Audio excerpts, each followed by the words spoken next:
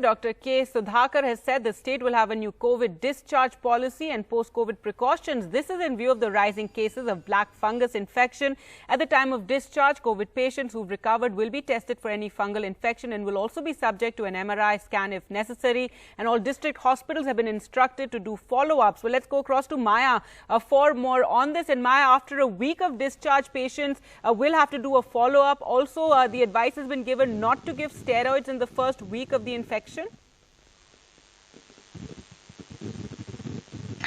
Well, mucormycosis outbreak in Karnataka, there are hundreds of cases reported, and a member of the Karnataka State COVID Task Force, Dr. Vishal Rao, actually described it as an epidemic within a pandemic. As more and more cases are reported of mucormycosis or black fungus, it is of course found usually in association with high blood sugar or also improper use of steroids, as well as lack of hygiene when it comes to administering oxygen to those who need it, whether the oxygen cylinders and other equipment are actually up to par when it comes to cleanliness. And so the state government has in fact announced there will be new regulations after discharge of patients. They will be checked before discharge to check for any cases of mucormycosis before they are actually discharged. Steroid use has been advised against in the first week of treatment for COVID patients. Maybe in the second week, steroid use should start, but since it is associated with improper steroid use, it has been advised that in the first week of treatment, COVID patients should not receive steroids. And also they will be checked for this before discharge. And district hospitals will actually have a follow-up ward where patients can actually come back for checking after a week to make sure that they're doing fine. And they will, in fact, have an MRI, during discharge in case that's needed to make sure that they are free of this fungus, which has been causing trouble in the state and elsewhere in the country as well. Karnataka state numbers, new case numbers are falling. Of course, there is a lockdown still in place, but mucormycosis is really one of the new concerns in Karnataka, which has been one of the worst hit states in this second wave of the coronavirus, and special steps being taken to try to combat mucormycosis. All right, Maya, thanks so much for joining us with those details. Well, to talk more about the COVID situation and the cases of black fungus, we're now joined by Dr. Dinesh S. Wagh, a senior consultant in chest and critical care medicine, Medicover Hospital, Nashik, Dr. Nageshwaran, consultant ENT surgery, Meenakshi Mission Hospital and Research Center, Madurai. Thank you so much, doctors, for joining us. Dr. Nageshwaran, I'd like to start with you. Your comments on what Karnataka has just announced in view of the rising cases of mucormycosis. They've said that they're going to check each patient before discharge from hospital for any sort of fungal infection, and then a week later also follow it up. Yes, the incidence of mucormycosis is rising because of this COVID situation. Mucormycosis is an infection which starts in the nose and spreads to the other areas such as orbit, brain, and also the cheek area. So it's absolutely necessary to check all the post-COVID patients from discharging, before discharging them, to check for the evidence of fungus. Yes, by doing a diagnostic endoscopy or by examining the nose. Right, and is this something you would encourage other states also to follow, other doctors also to follow?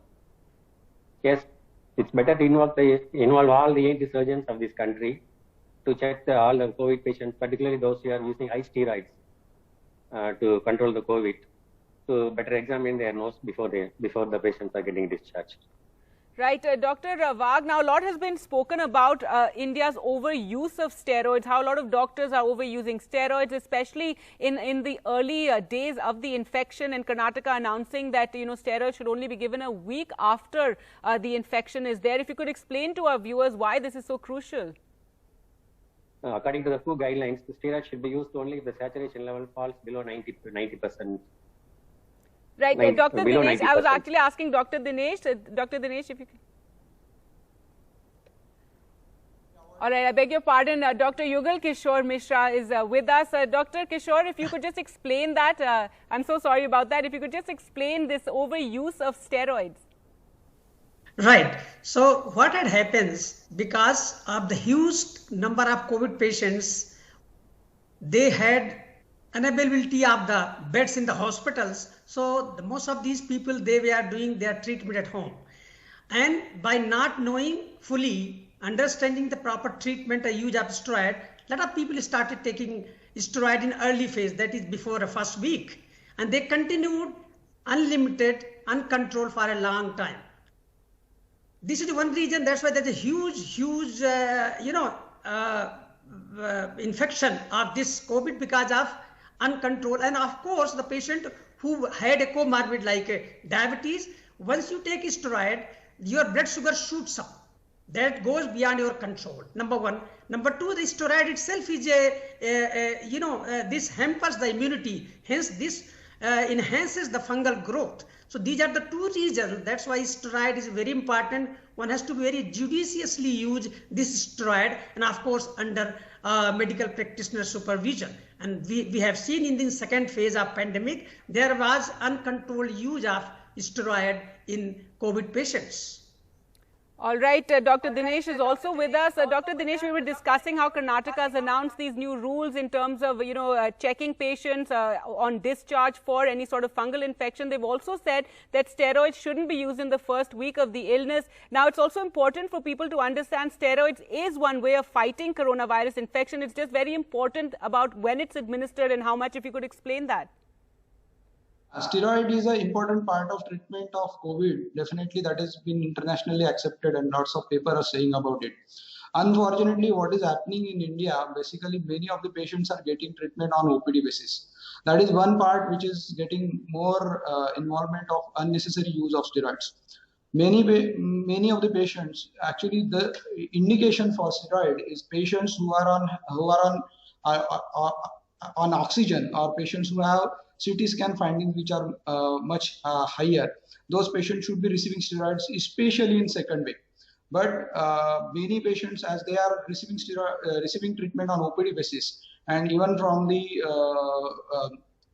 general practitioners also. So that is a major part of increase in the black fungus in the patients of post-COVID.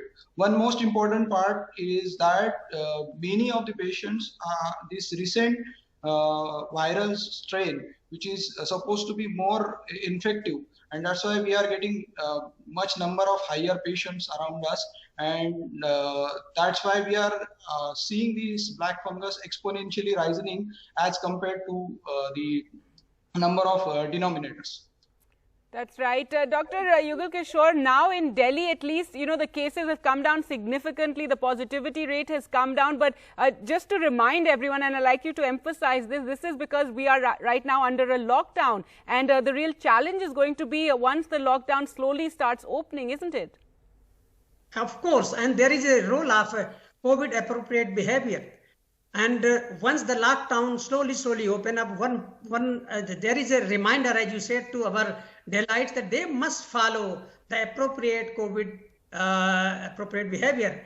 Mask must be there, maintain social distancing, and of course hygiene, oral hygiene and hand sanitization. These are the must. If we have to continue for a long time, that there should not be any further resurgence, and we can maintain this, the positivity rate below 5%, which is obviously very good at this stage, less than 2. So Delhi must do that because we are a very densely populated city here, and we had huge issues of the second wave, unavailability of the hospital beds, ICU beds, and oxygen.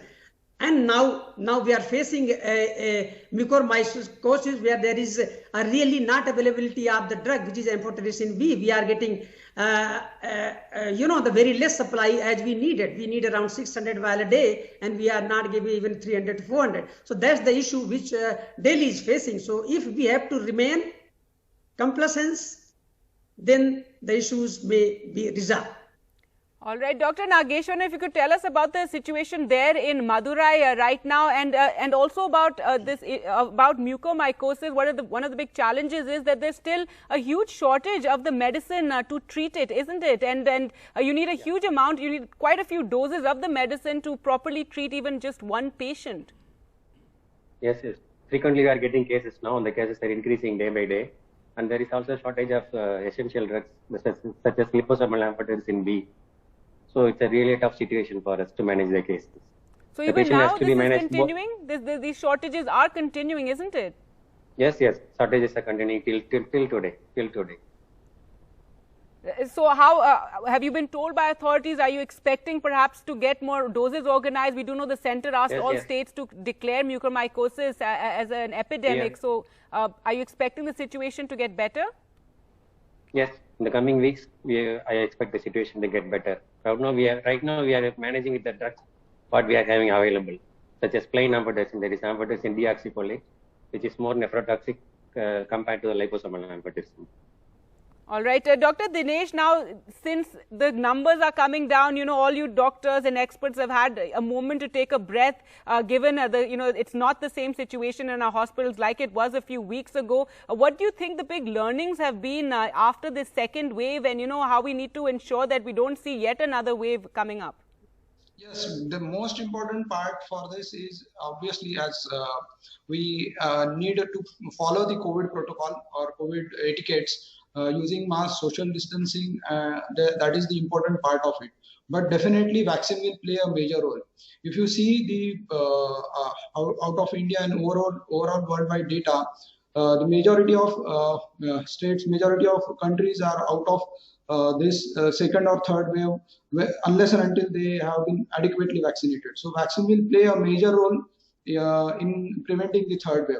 If we could be able to vaccinate the remaining people who are not been infected in a proper time, then maybe we will be able to avoid the major cases in third wave. Obviously, there will be some amount of third wave, but the numbers will be decided by the number of people who are vaccinated earlier. All right. Well, thank you so much, doctors, for joining us. And vaccine shortage, however, remains a big challenge in all the states right now, especially for that age group of 18 to 44. And hopefully that, too, is something that will get resolved in the days and weeks to come. Thank you, doctors, for taking out your time and joining us on the channel this morning. Thank you. Thank you.